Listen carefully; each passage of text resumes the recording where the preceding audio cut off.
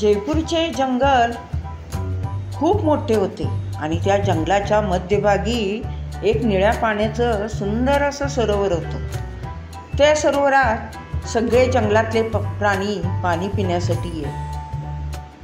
प्राणी पक्षी सगळेच त्याचा वापर करत सगळे पाणी पीत. पाणी गोड होते सरोवराचे.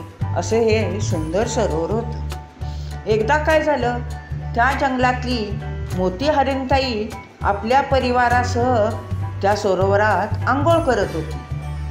तेव्हा तिथून गुट्टू ससेभाऊ निघाले होते. त्यांनी बघितलं हरिणताई आपल्या परिवाराला घेऊन आंघोळ करते. हे बघितल्यावर त्यांना वाईट वाटलं. ते म्हणाले, अगं मोती हरिणताई, तू सरोवरात आंघोळ करू नको. ह्या सरोवरातले पाणी सगळे प्राणी पक्षी पितात, त्यामुळं त्यांच्या शरीराला अपाय होईल. तू तशी सरोवरात आंघोळ करू नको आणि तुझ्या परिवारालाही सांग.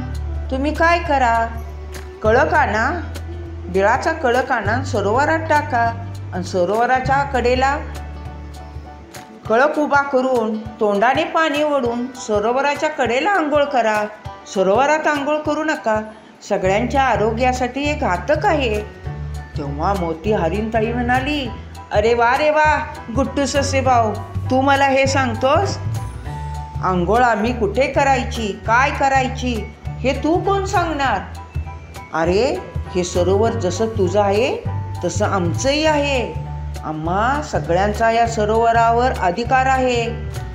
मग गुट्टू ससेभाऊ म्हणाले, अगं मोतीताई, तसं नाही ग मी सांगत. सरोवर सगळ्यांचं आहे, पण सरोवरात तुम्ही आंघोळ करायला नको, बाहेर आंघोळ करा, आपण ते पाणी पिण्यासाठी वापरतो.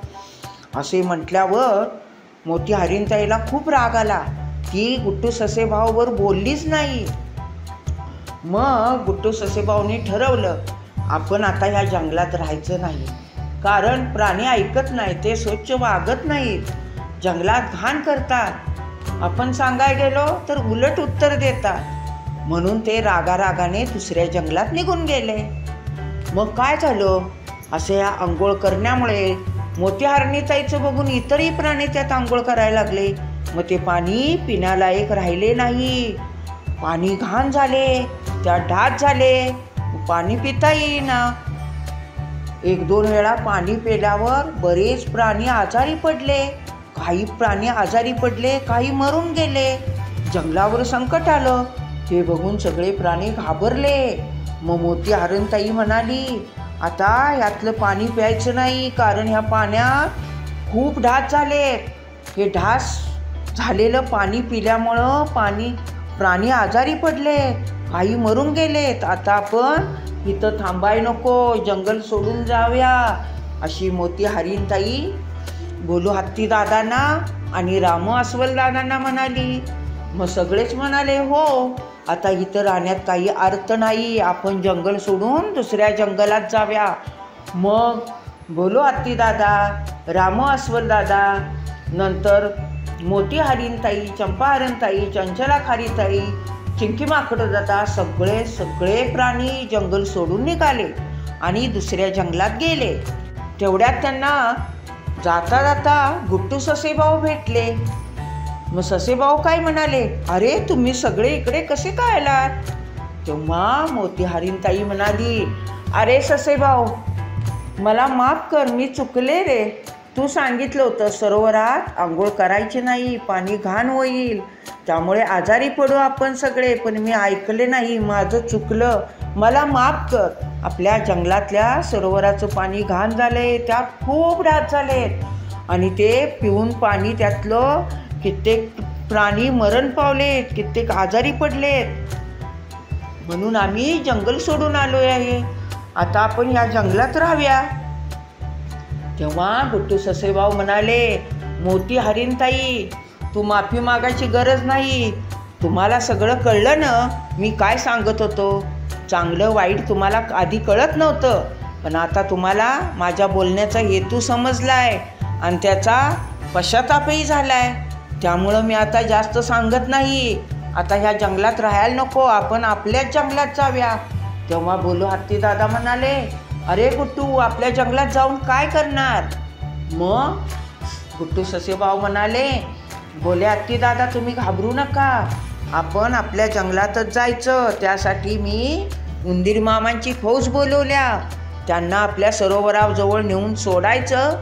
ते सगळे ढास खाऊन टाकतात. मग सरोवरातलं पाणी पहिल्यासारखं स्वच्छ होतंय, आपल्या पिण्यालायक राहतंय. ही कल्पना सगळ्यांना पटली. मग गुड्डू ससेभाऊनी उंदीर मामाच्या फौजेला पाचारण केलं. लगेच उंदीर मामांची फौज आली. मग हत्तीदादांनी त्यांना पाठीवर घेतलं आणि सगळे आपल्या जंगलात आले. जंगलात आल्यावर त्या फौजेला सगळ्या सरोवराजवळ सोडलं. पट पट पट उंदीर मामाच्या फौजेनी सगळे ढास खाऊन टाकले. सरोवरातले पाणी पहिल्यासारखे परत चांगले झाले, पिण्यालायक झाले. उंदीर मामाची फौज आपल्या जंगलात निघून गेली आणि हे प्राणी आपल्या जंगलात परत आले आणि आनंदाने राहू लागले. मग गुड्डू ससेभाऊनी सांगितले तसे सगळे प्राणी वागू लागले. ससेभाऊ म्हणाले, सरोवरातलं पाणी कुणी अस्वच्छ करायचं नाही. ज्यांना आंघोळ करायची आहे त्यांनी कळप टाकून पाणी तोंडाने ओढून सरोवराच्या काठावर आंघोळ करायची. पिण्यासाठी सरोवरातल्या पाण्याचा वापर करायचा. आणि त्यातूनच सरोवरात काही घाण दिसली तर सगळ्यांना सांगून ते आपण सगळ्यांनी सरोवर स्वच्छ करायचं, जंगलसुद्धा स्वच्छ ठेवायचं. अशा रीतीने जर आपण स्वच्छता ठेवली तर आपलं जंगल स्वच्छ राहील, आपण स्वच्छ राहू, आपले आरोग्य स्वच्छ राहील आणि सगळे आपण आनंदाने राहू. हे सांगितल्यावर सगळ्यांना पटले. सगळ्यांनी गुड्डू ससेभाऊंना होकार दिला. अशा रीतीने ते परत पहिल्यासारखे आनंदाने राहू लागले. म्हणून स्वच्छता नेहमी ठेवावी, स्वच्छ वागावे. हा व्हिडिओ आवडला असेल तर आपल्या आजीच्या गोष्टी चॅनलला लाईक करा, शेअर करा आणि सबस्क्राईब करा.